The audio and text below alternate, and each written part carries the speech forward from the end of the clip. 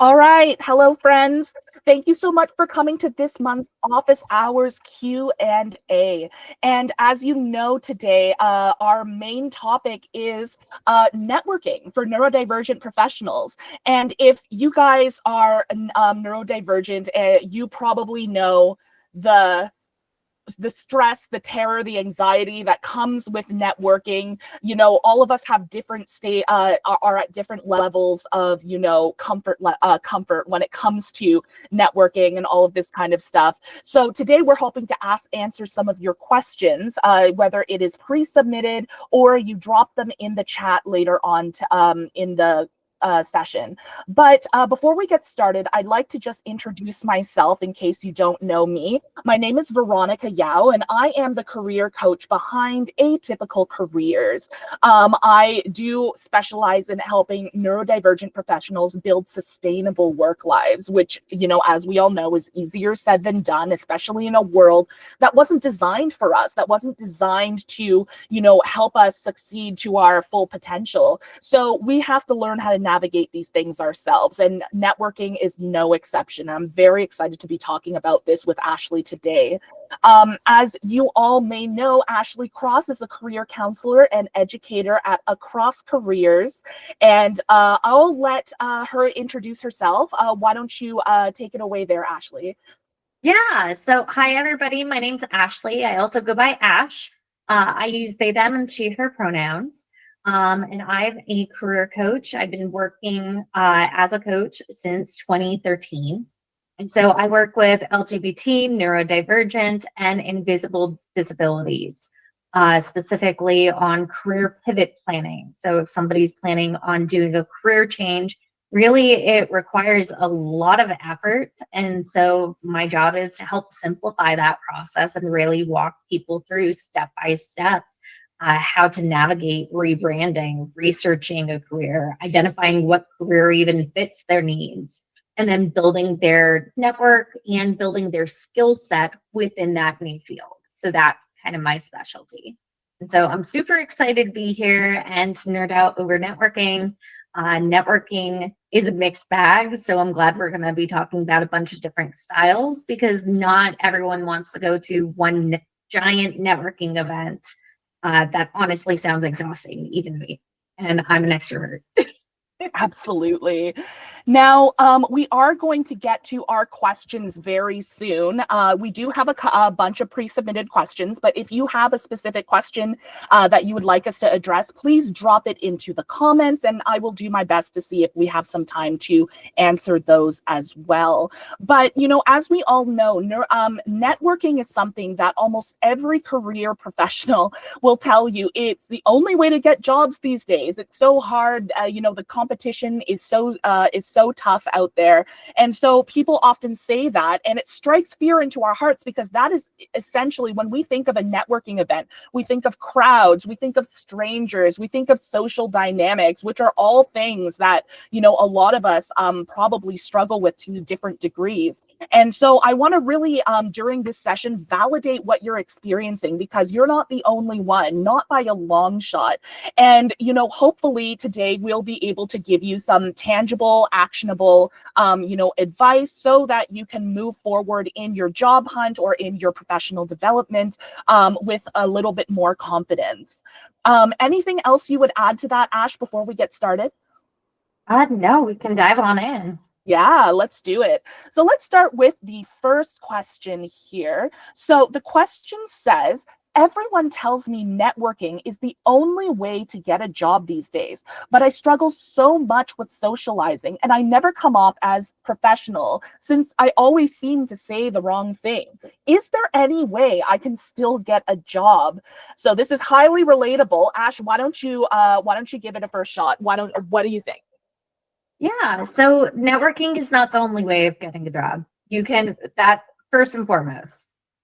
You can still do cold applications online. I will say cold applications are a bit tough right now because of the just number of people looking for a job in the US, where I am. There have been just enormous numbers of layoffs. So you are competing with a wider pool, with more experience. And so it's really important to try to send that out the first day, even that the application is live. So that's something that immediately comes to mind. You can absolutely still get a job, but also networking doesn't have to be going to those giant conferences or events or happy hours. Networking can look a lot of different ways. So for example, when COVID happened, I wound up doing a ton of networking online and still do today. So that means joining Facebook groups and kind of just listening in and seeing what people are talking about. And then my strategy is to always kind of comment when I have some thoughts on it, and then also pose questions. And so this is actually how Veronica and I met, is through her Facebook group.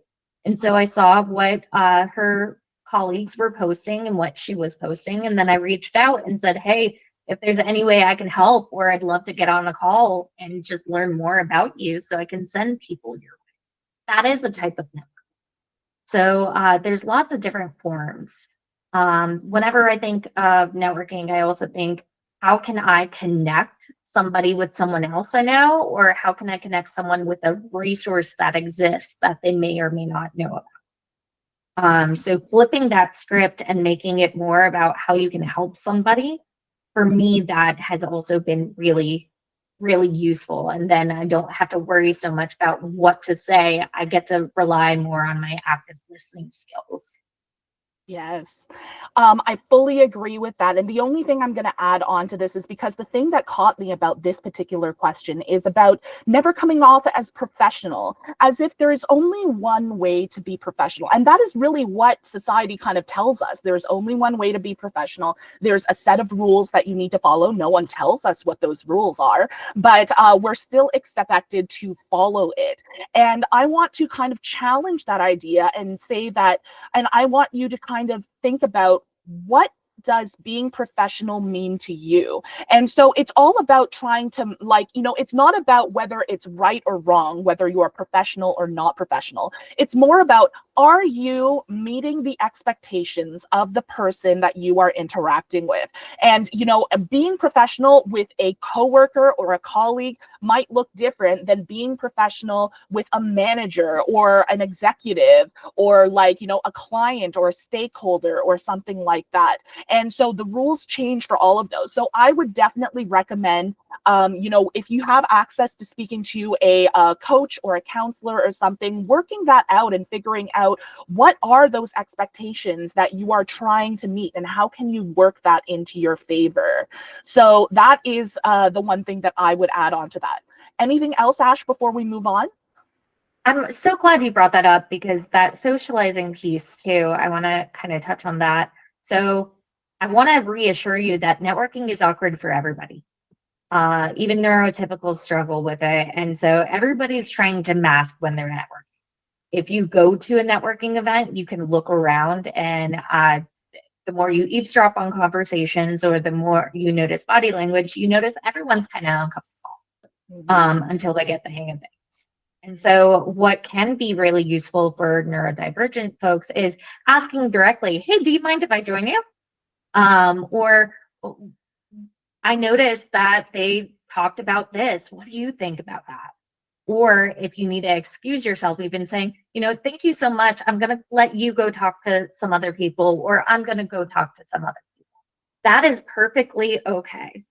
You'll find that more and more people are doing that. And I'm very thankful for it, because I will either disappear altogether, or I will go ahead and say something and then leave. You get to decide what professional looks like, and chances are everybody's paying more attention to themselves than you. So reminding yourself that, giving yourself permission to act in a way that makes sense for you, and leave whenever you feel like it, I think that's entirely appropriate. And the last piece on that too is, it's a matter of depth, not breadth. So you don't have to mingle with every single person when you are networking. Just focus on 1 to 2 people. It takes the pressure off that way, and you have a lot more interesting conversations, a lot less superficial small talk. If you're just kind of going in with the expectation, I just want 1 or 2 people out of this that I can stay in touch with on LinkedIn, or that I can have coffee with another time. Absolutely. Well said. Let's move on to our next question here. And by the way, if you haven't noticed, I am going to try and type these into the chat as well, just in case, just for accessibility purposes. But the next question here is, what advice do you have in terms of how to ask for accommodations during the interview process? And this is something that, I think I'll start if that's okay with you, Ash. Yeah. Because obviously I have a lot of thoughts, and I've even talked about this recently with some clients, because the interview process can feel so daunting because it is a first impression and you have such a short period of time, and that first impression can really make or break the outcome of that interview. And so we put a lot of pressure on ourselves to try and perform to that certain degree. And so oftentimes we know that we have the option to ask for accommodations, and if you didn't know, then now you do know. You do have the option with most employers to ask for accommodations. They should be willing to do that for you. And one of the most common accommodations that I find that people tend to ask for is asking for the questions in advance, allowing you to kind of prepare a little bit mentally, understand what kind of topics will be covered during the conversation, so that you have some time to kind of, give yourself a warm up and, think of, what you might say and things like that. However, there are a lot of different accommodations, and it all really depends on what you need. Now, I think that the subtext of this question is, will accommodations impact the outcome of the interview, which is something we all worry about. When do you disclose? When do you tell people that you actually need that support? And so what it really comes down to in that case is really doing a risk assessment of the employer or the person that you are going to be talking to. What do I mean by risk assessment? I mean thinking about what are the risks and the rewards that could potentially come with disclosing your neurodivergence, or disclosing the fact that you need additional support at this stage. Some organizations might be a little bit safer. For example, maybe you are working with a nonprofit that is especially focused on diversity, equity, and inclusion, as opposed to maybe a company that doesn't openly promote those kinds of things. Maybe the risk might be higher there. You can also assess the individual that you'll be talking to. Do they feel like they would be a safe person to talk to? What kind of indications or facts can you use to kind of assess whether or not this would be a good idea? For example, if they've had a lot of turnover because people needed support and they didn't want to give it to them. Maybe if you want the outcome to be you still getting the job, even if it's not ideal because you need money right now, maybe it's best not to disclose, because then that will give you a higher chance in that sense, and then you'll find other ways to cope with it. So there's infinite number of ways that you can approach this. And I do recommend that if you have access to someone, whether it's a trusted friend or family member, whether it is a professional like a job coach or a career counselor or something, that you try and talk through what kind of accommodations you could ask for and whether or not it would be suitable or within your to your benefit to disclose at that stage of the hiring process. Ash, is there anything that you would add, or any thoughts you have about that? Absolutely. I just love that you talked about the risk assessment. I think that is so key. And what I work a lot with my clients is evaluating, okay, how can we do the company research to decide if this is a company where it makes sense to disclose or not during the interview process. I know even that question on that application freaks some people out. And as much as I want to say, feel free to disclose or feel free to decide for yourself, unfortunately, there is that reality and that potential for discrimination. You mentioned diversity, equity, and inclusion. There's kind of been an attack on that in the US, and repercussions on that.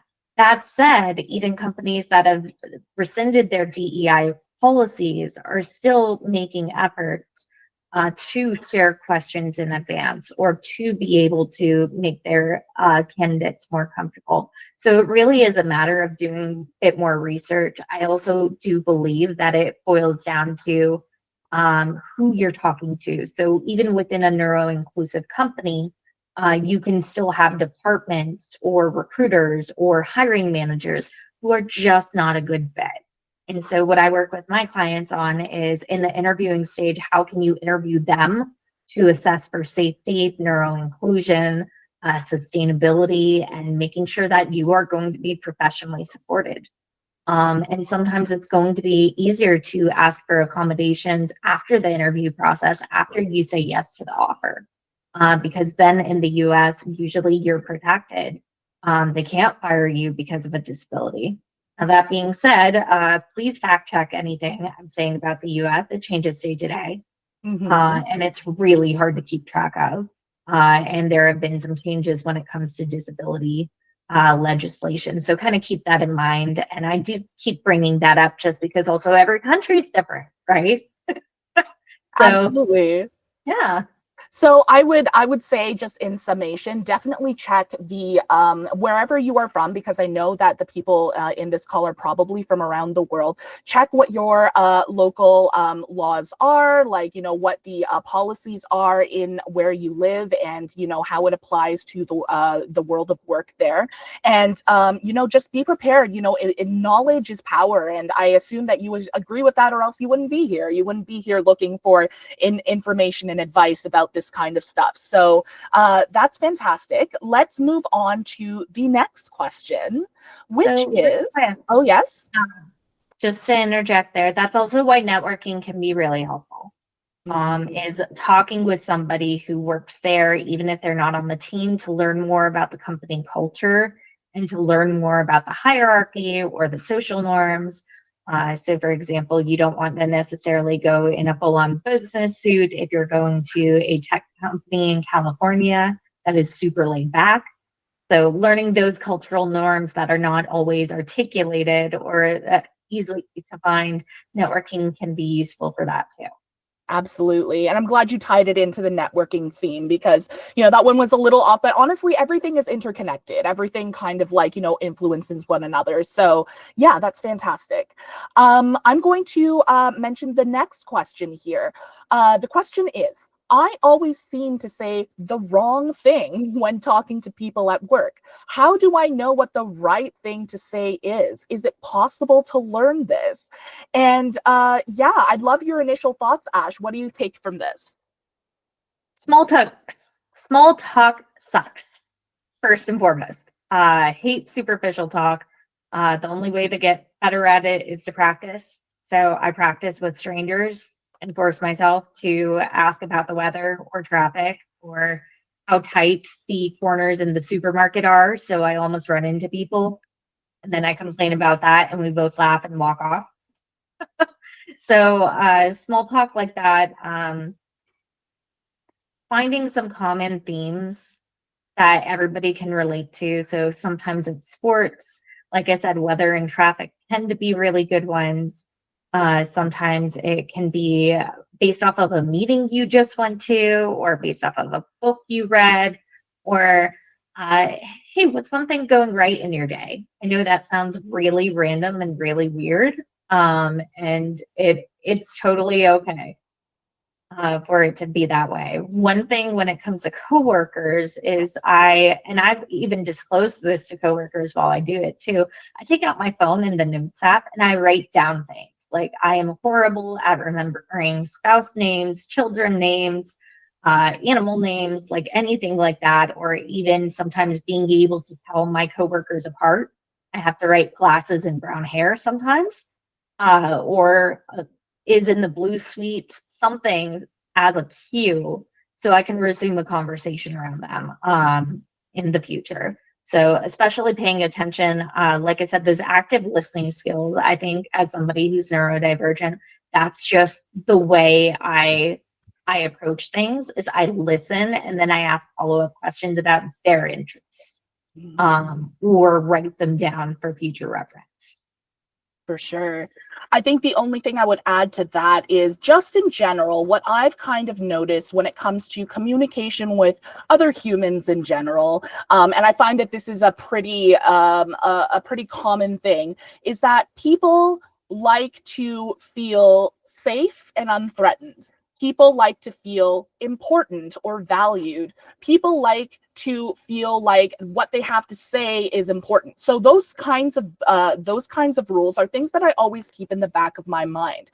So, for example, like if you are talking to a peer or a coworker, as I said earlier in this conversation, there is, there are different sets of rules, so to say, when it comes to professionalism, depending on who you are talking to. So you want to think about what would make a colleague or a coworker feel validated, feel safe, feel important. And when I say safe, I mean they don't feel judged. They don't feel like they need to be in defense mode to defend their position in a conversation and stuff like that. For a manager, it goes even further, because not only do you have to consider making them feel safe, they are already in a more powerful position than you, like hierarchically, but that being said, they don't like to feel they typically don't like to feel challenged, or they don't like to feel like they have to defend their decisions or things like that. So coming up with ways to kind of phrase things where you still allow them to feel that kind of control over the conversation. So for example, if I was coming in requesting an accommodation, for example, then I would come in and say like, hey, I know that we've been working together on this project. I've been finding that it's been challenging with these different dynamics, and I think that if we did this, then it might be helpful. What do you think? Or would you I would love to hear what your thoughts are on it, or something like that. And so you are giving them an opportunity to give in their opinion and showcase their value in that space. And then also you're letting them feel like they're still in control. It's not that you're taking the control away by making all the decisions. You're still letting them have the final say. And I know all of this so convoluted, so crazy, like it's the mental gymnastics required to do this is kind of ridiculous. And I wish we could all just say what we mean. But if we are going to try and navigate the workplace that already exists, and if we're going to try and use these as survival tactics, as opposed to like this is just the way it needs to be, then you can choose when to employ this knowledge and when to leverage these skills and these tactics, and decide, is this worth the extra energy that is required right now, or should I conserve it and maybe go about it a different way or something like that. So that's my 2 cents. Anything else you would add, Ash? Unfortunately, this is where masking comes in. Yes, exactly. And it's because you're working with these people on a regular basis because of that power dynamic. I'm so glad you talked about that, Veronica. I think that's important. I know for me that came up at one of my recent jobs, and it just wasn't a really good match. No matter how hard we tried to communicate, we did not understand each other. And so I think acknowledging that power dynamic and letting them feel like they have the reins, even if you disagree with them, that can be a way of dealing with it. Scripting can also be a way, so practicing it ahead of time. And then also, so smiling, nodding, we call them minimal encouragers in the counseling world. So, So I know that feels fake, but it does continue the conversation. And so I think what's really important too is, one, acknowledging the reality of masking and acknowledging that sometimes it is what we need to do to survive. But two, being kind to yourself that it doesn't come natural, and giving yourself downtime, if at all possible, to recoup and kind of do what you need to regain your energy. Is not the right phrase. I'm blanking on it, Veronica, but really to restore and re-regulate maybe. Like recover. Yeah. Yes. There we go. Recover. So if you can recover after that, that would be good. But also evaluating, okay, how much masking is worth it? Do I need to start looking for a new job? If so, what about this current situation is not working for me? So I know what not to get into next time in the next role. So I think kind of making those mental notes, that's a way of making meaning out of the masking. Absolutely. Masking is not a great thing. I don't encourage people to mask all the time because that is a surefire route to burnout. However, we do need to use it as a tool strategically because, again, like we are trying to survive in this space first and foremost. And hopefully, once you have, mastery over those tools, hopefully you can use them to your advantage and decide when you want to use them or not. So that was great. I would love to take a live question in the chat right now. This question says, how do I network with folks on LinkedIn? There's not much scope for personal conversations on InMail. Ashley, I know you know a lot about LinkedIn, so I feel like you should take this one first. I geek out over LinkedIn. I've been teaching LinkedIn for over 10 years, so Veronica's got some templates that I really like for connecting with people on LinkedIn. She's going to drop that in the chat. So these are like those initial connections with, say, somebody you met at a conference, somebody you used to work with, or even somebody you're following that you really like their content. When you're reaching out, you can even let them know that post you just put really resonated with me, or I've been following your content for a while. I really love this. I'd love to add you as a connection. So any of those kind of phrases can really help. And then once they accept the connection, depending how comfortable you feel, and it's going to feel awkward. And I want to reassure you, it feels awkward for everybody, especially the first handful of times or 10, 20 times even. Reaching out and asking, hey, can we do coffee? Or can we do a Zoom call? I would love to learn more about XYZ. Or if you find something in common, especially with your special interests, or you went to school together, you have something that you can talk about or something that interests you about their background, asking them to share more information during a call is going to be great. So phone calls, I hate phone calls. I might even ask them like a question or two rather than even ask them for a Zoom call, because for me, the video and the captions tend to work better for me rather than just the audio. That's why I hate phone calls. By just seeing what you can learn from them and kind of taking that perspective of what can I learn about them or from their experience, and then again, how can I maybe help them too? So is there somebody I can refer to talk to them or connect them with? Or maybe there's a resource because they posted something on LinkedIn that made you think of another resource. Hey, I just wanted to send this your way. So those are some ideas. And then, like I said, following and commenting, that's definitely been my strategy. And I do highly recommend, if you're changing careers, trying to follow as many people as you can in the industry you want to go into. That's going to really flood your feed with things you want to know about the new industry, and then put you in touch with more and more people so you can get connected. So those are some strategies for LinkedIn and network. Absolutely. Just to chime in on top of that, I definitely think it's very important before you start networking, whether it is in an event, whether it is LinkedIn or any of that kind of stuff, that you know what you are looking for first and foremost. I think a lot of people go into the networking game thinking the goal is to get a job. And while that is an outcome that we want, the goal is to build relationships and, explore opportunities with people in the field that you're looking to get into. So you need to ask yourself, what kind of field am I looking into? What makes me really strong for this field or this line of work? What do I find challenging that I can, think about how I can address that if that comes up, and things like that.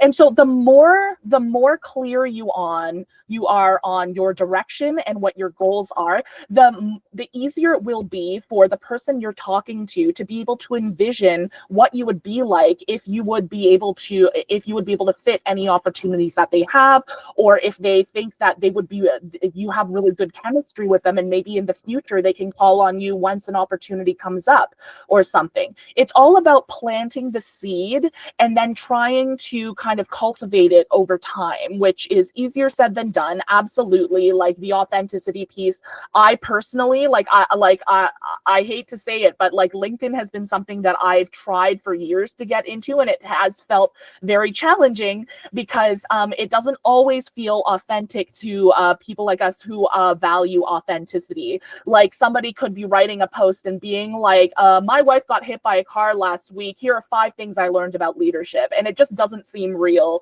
right? I made that up, by the way. That's not a real thing.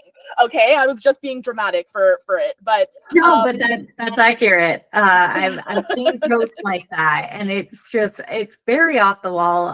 Facebook can feel a lot more authentic, which is probably why you have the Facebook group. Absolutely, yeah.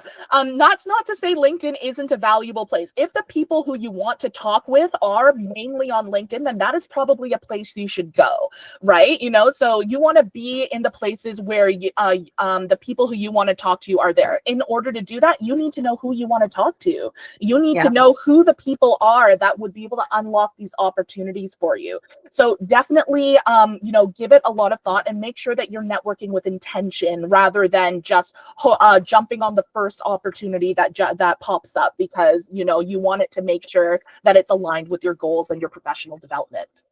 Yeah, and just another addition to that, Veronica, too. So everybody's got their own platform. So for some people, it might be Discord. Some people, it might be Slack.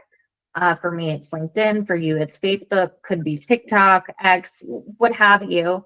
But also thinking about, like, who are your people? So in terms of that goal, going in with a goal, for me, anyway, going in with a goal can feel very unclear because I don't know what I'm looking for. Maybe the way I get to that is, what am I interested in? Even starting there. So what am I interested in? I'm interested in neurodiversity. I'm interested in disability. I'm interested in learning and development. So these are kind of like my special interests. And so I would follow people or read articles related to that and kind of use that as like a mind map. So my brain works in images. So it's kind of like it starts here and it branches out from here and then it goes this way. So almost knocked out my body. But kind of looking at networking from that point of view and learning has been really helpful. Learning as a goal. Absolutely. Let's move on to the next live question, which I'm just going to pop into the chat here. The question is, what's helped you turn initial connections into genuine long-term relationships, especially when you want to follow up without it feeling salesy or transactional?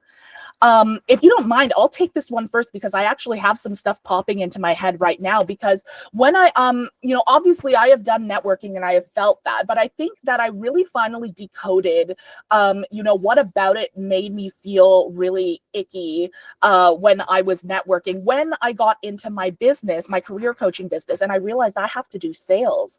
And this word sales was kind of like a huge turnoff for me. It made me feel like I was scamming people. It made me feel like I was being disingenuous. And I realized that that was a very similar feeling that I had to networking, because what you are doing is you're selling yourself as the product and you're trying to get people to buy into your value and things like that. So I think what I learned the most from my journey in sales, and I don't even call it really sales, like I guess it is sales, but I need to get clients and stuff like that. But I had to reframe it from trying to convince someone of my value to finding someone who already is positioned to see my value, right? So if you're going up to someone and you're trying so hard to badger them and be like, you know, no, I'm the best one, I swear, like I have these skills, like you're gonna love me and whatever, right? You know, it's gonna feel disingenuous and things like that. I really recommend that you take some time to really sort out what what makes you valuable as a person? As I don't like to call people products because that feels weird and objectifying, but yeah, as a product, as a service, as like, you know, whatever you are selling, what about you it makes you, I don't want to use the word stand out because I realize that that just makes it sound like it's just one person in a huge sea of people. But what you want is for people to be able to visualize what value you bring, what is your unique brand, what is your unique offering to the industry, to the field, to the project, whatever it might be, and be able to speak to that honestly, like, and backing them up with facts that are literally real. Like, it's not boasting and it's not lying if it's literally true. You can literally say, like, I have experience, lots of experience doing this, and I've gotten a lot of feedback saying that it was really good. Those are all based off of facts. You are not making that up, and you are not blowing that out of proportion. So really, like, maybe do some research and find some facts that will literally objectively support your value as someone in the space and in the industry. And so make sure that, and then the other half of it is trying to find people who align with you and people who are already in that space to try to who recognize your value. One tiny tangent I'll go on, but I swear it's relevant. When I first started my coaching career, I thought that I had to convince people why coaching was valuable. I thought I had to go out there and be like, here's why you should hire a career coach and stuff. What I learned quickly was that I shouldn't be spending my time trying to convince people who don't know that coaching is valuable. I need to work on finding the people who already know coaching is valuable, and then show them that what I have to offer aligns with what they are looking for. And if it's a match, great. If it's not a match, no hard feelings, right? Like, I would rather like forward someone over to Ashley, for example, if they would be a better fit, rather than keeping them for myself and trying to trudge through the thing if it's not my specialty. So, I think that, yeah, I think I've said a lot there. Ash, what do you think about that? Yeah, I love the word align. Yeah. Trying to find people you align with. So these could be people who are further in their career than you in the direction you want. Could be people where you're currently at, or they could be people adjacent. They could be people who are younger that maybe you're interested in helping out, or giving some pointers to. So finding your people, I feel like I go back to the phrase, like, finding things you're interested in, finding ways to learn from others, or ways to help others. So those are kind of the phrases that keep coming to mind whenever I think networking or even long-term relationships. So I work with my clients. Like I said, I kind of nerd out over networking. So I've boiled down to like a formula in terms of like follow-up. So for example, like owning my own business, and being in similar space as Veronica, I'm like, okay, I want to know more about you and your business so I can refer people to you. But also, even before this call, I said, hey, we should catch up at the end of May once things calm down. I'd love to hear like what you've been working on and tell you about what I've noticed in the market and that kind of thing. So even just like saying, like, I'd love to catch up with you in a few months, and then doing the follow-up, that's great.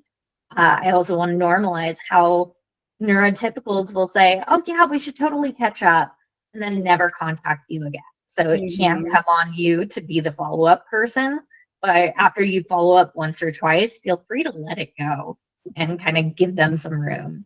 So that ability to cultivate the long-term relationship, I think that comes with engagement over time. That's not really something you can dig deep down into immediately. So like, I've made connections through Veronica's group that have really evolved. So for example, someone was running a group that I was interested in. So I joined that group, and then we wound up collaborating and connecting even more and doing other things together. And then I'm meeting up with them. I happen to be in their area next week. So it's kind of like that. It's in career theory, going back to career counseling, we call it happenstance. So being open to something happening at any time and being open to genuine experiences when they happen and connections. Mm-hmm. And I've just linked the Facebook online support group in the chat in case anybody wants to check it out. It is a group of over 75,000 neurodivergent professionals from around the world. We share our stories, we share our experiences, we give each other advice, we vent to each other, and all of that kind of stuff. So feel free to join if you are on Facebook. But in the meantime, let's go back to our previously submitted questions here. The next one here, ooh, this is a good one. How can I make myself go to networking events without burning out? So this is all about making sure that you know what your access needs are, and making sure that your needs are met during this period of time, or at least you have some skills to kind of cope with, any challenges you have during networking. And by networking events, I'm assuming that you mean like, in person, group networking in person and all that kind of stuff. Ash, maybe you want to take a first stab at it. What do you think about this one? I'm so glad this came up because honestly, I'm trying to map that out myself, and spent maybe a couple days ago, I just burned myself out even thinking about networking and how often I want to do it. So like I mentioned earlier, I'm an extrovert, but I do best in small groups. So going to a giant Chamber of Commerce happy hour, that doesn't interest me. But there's a dinner meetup for a much smaller group tonight. And so that I was trying to balance, okay, maybe that's something I want to go into. But then I was trying to map out, okay, if I do a networking event every week or different times, like how can I make this work for my business? I got burnt out even thinking about that. So I think it's understanding your bandwidth and being flexible with where you're at on a day-to-day. That same day, I joined a Facebook group and they said that they're doing a coffee chat next week and we'd love to connect during that time. And I'm like, okay, I don't have to drive anywhere. So I'm not going to trigger like my light sensitivity or symptoms or anything. I'm going to have a bit more bandwidth because I don't have to care and I don't have to know what to say. I get to listen to others and other people will say things. Or if I am going to an in-person event, let's be doing something that I can talk about. Mm-hmm. The food even, like I've never been to a Mexican restaurant before, totally making that up. And I love Mexican food. But talking about what the restaurant looks like or what do you do? Like any of those things can be easy, small talk topics. If you're just kind of paying attention to your surroundings and commenting on something and seeing how the other person responds. So that has helped a lot and taken off that pressure that I need to network X amount of times to be successful. That's definitely not neurodivergent friendly. Mm-hmm. And I think that's really great. I would also say that going back to what we said earlier, networking does not just take one form. There are a lot of different forms. Even in the world of like in-person networking, there are a lot of different formats within that. They're not all just like big conferences or like, meetings and mixers and stuff like that. There are also smaller, more intimate ones. Maybe speed networking is still a thing, things like that. So really try and play to your strengths. If you know that you struggle with like, auditory things, like, if it's really loud and crowded and you get really overwhelmed, maybe pick an event that is not so crowded, or maybe check the event and see if there are any quiet spaces that you can use to kind of rest and recover in between conversations. Bring anything that you need to kind of accommodate your needs, whether it is headphones, or they have these little sound dampener earplugs that you can put into your ears. Loops, for example. Yes, there are a few brands out there, but definitely check those out if that is something that you need. But don't be afraid to meet your accommodations. Don't be afraid to adjust your approach to suit your strengths and offset any challenges that you anticipate and stuff. Would you add anything to that, Ash? Yeah, and also if you are somebody who gets energy from planning things or starting things or doing things with other people, creating your own networking event. So I'm going to be creating a neurodivergent business owner meetup, just because I need that structure to be able to plan and know what I'm doing with my week. So then you kind of have a little bit more say over how that format's going to look like. Another career coach I know has created neuro-inclusive career networking events. So this is where employers have embedded and are specifically looking for neuro-inclusive talent. There's a cool down sensory room, and there's puzzles and all sorts of fidget objects, and it's easy with the lighting and everything. And so people can go in and out of that room as they feel comfortable, and then into a bigger networking area. But even the bigger networking areas, kind of like pods, if you will, or smaller areas, sub areas where people are congregating. So if you're doing a conference, I highly recommend having like a cool down room, like puzzles. I connected with people over Scrabble at a conference, and then walked into the other room and danced for a bit. So creating your own thing can be really helpful, and you might be surprised how many people are into that kind of thing too. Mm-hmm. That sounds like a great networking event. We should make that one. So I also put some accommodations in a blog on accommodations, and as well as another office hours that we had done previously, specifically on workplace accommodations. In case anybody finds that helpful, that is in the chat. We're down to our last 10 minutes. Let's see how many questions we can get through here. The next question here is, how do I know when I should be networking in big in-person events versus online networking? Is one more effective than the other? Which kind of plays really nicely with what we were just talking about. But is there anything you would add to this here, Ash? Check your bandwidth. Check how many spoons you have, or like what your battery level is. If going to a big person event's going to cause you anxiety, don't go. Give yourself permission to do something else, or maybe just this week is too anxiety provoking. So maybe you give yourself that break and you do something next week that is a lot more chill. So if I don't want to go to an in-person big event, I'll reach out to someone and say, hey, can we hop on a Zoom call and just catch up? Or can we grab wine next week at such and such place? Anything like that. So it's more of a one-on-one and it's less like intimidating. Mm-hmm.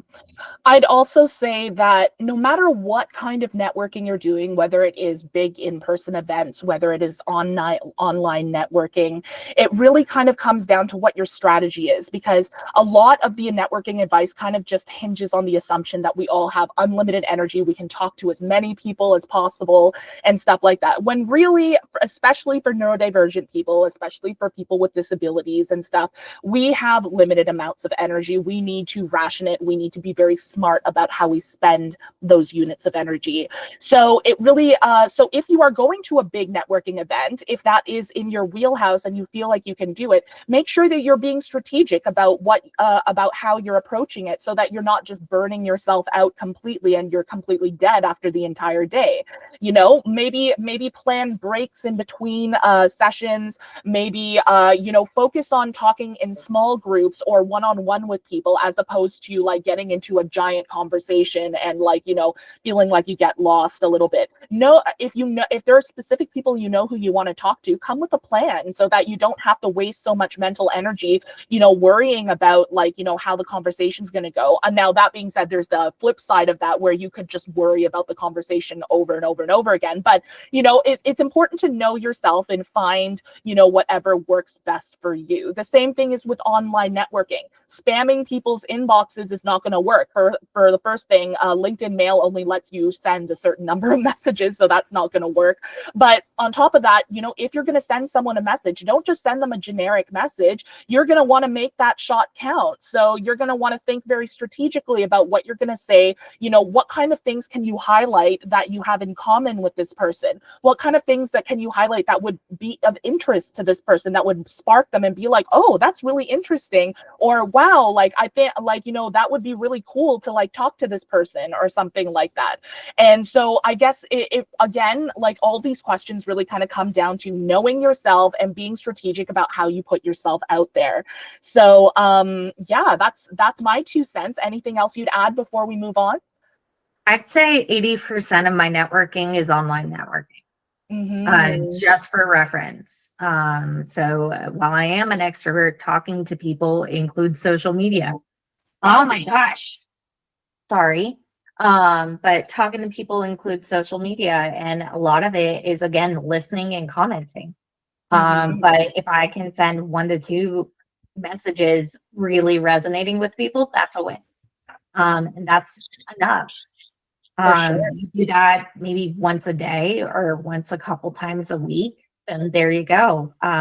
Somebody's going to say yes and respond. And also, most people don't respond, and that's totally okay. Like, you get used to it when you're online so often. And so again, that's why I like the follow, listen, and comment type of strategy. Definitely. And, just a small thing I'll add just on the end here before we move on is, know which type of communication you actually, thrive better in. Is it in person where you're like talking in the moment and coming up with answers? Or if you process a little bit slower, maybe you prefer asynchronous communication. Maybe online networking is better for you because you can sit and think about your answer and then answer when you are available and things like that. So I'm thinking strategically about how these things work. But I am going to move on to the next question. I'm hoping we have time for another 1 or 2.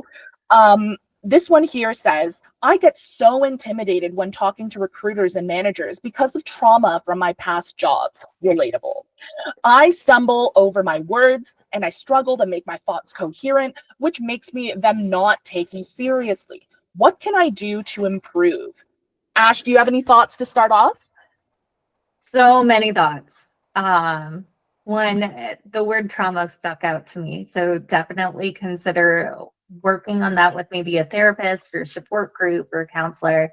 To just highly relatable, I have a traumatic brain injury, so getting the words out has always been really difficult for me since that brain injury.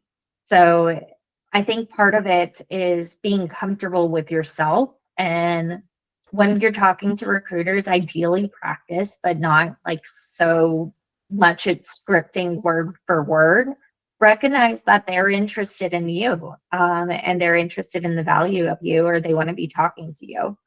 And then also recognize that everyone gets the word salad. I'm losing my words right now. You can tell.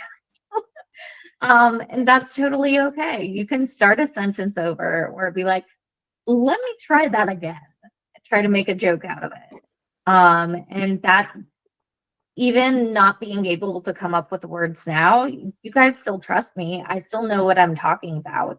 It's not taking yourself too seriously, which that feels impossible for anyone with social anxiety or neurodivergence, I know. But kind of learning to laugh and like let them laugh too, like, let me try that again. So something like that might help a little. For sure. I was even thinking if in a situation like this, I could always say something that people will relate to, like, sorry, I'm just running off of so little sleep right now, or sorry, I just haven't had my caffeine today. But you even turning it into an opportunity, like if you're feeling like the word salad is happening but you feel there's value in the conversation that you're having, you could be like, I'm so sorry, like my brain is just scrambled today. I always say my brain is mashed potatoes today. That's my favorite thing to say.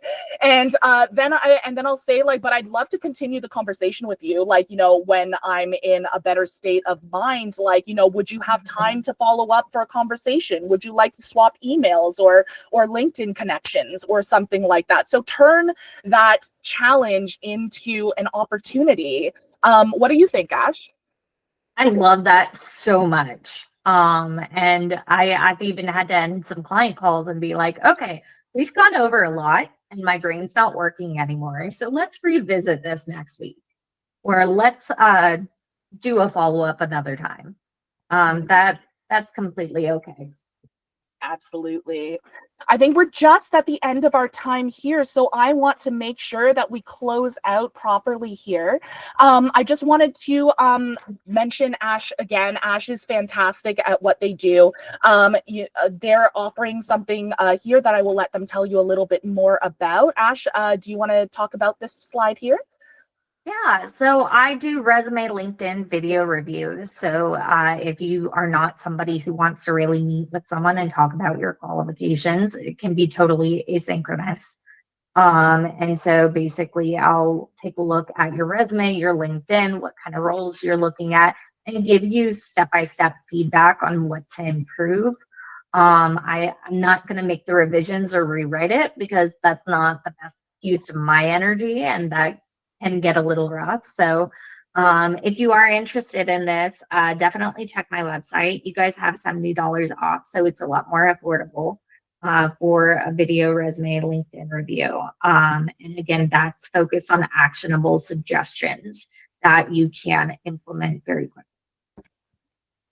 Absolutely. And I'm just popping in some links in the chat right now. We have Ashley's website, acrosscareers.com, where you can find more information about this offer and any of the other services that they offer as well. I've also linked their LinkedIn as well. We were just talking about networking, so it makes sense, like, hit them up on LinkedIn.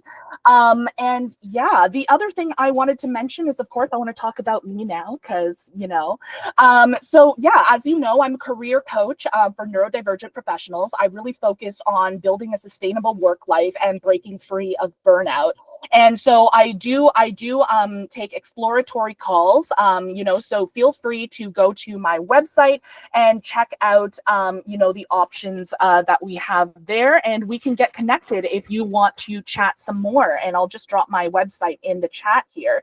The other thing I wanted to briefly mention is something very exciting that I am working on called a Buzz Academy. And at the heart of a Buzz Academy, there is my signature course about how to develop a career strategy that actually works for your neurodivergent brain. And Ashley has actually been a huge resource and source of information for this. They've been helping me out with it as well. And I think we've both talked about how excited we are about the prospect of releasing this. So I'm hoping that if you are interested, definitely drop by my website and maybe even sign up for my mailing list, because that's where I'm going to be giving updates. So the website that I had just linked here, a Buzz Academy, feel free to check that out.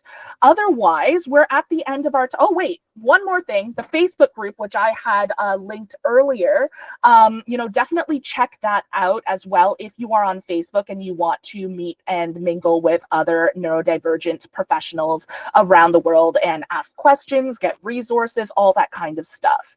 And that actually does bring us to the end of our presentation. So thank you again for everybody coming here. We will be sending out a recording and a recap in the next week or so, as usual. Please do stay in touch, and we hope to hear from some of you soon. So take care, and I hope that this was helpful. Thank you. Take care.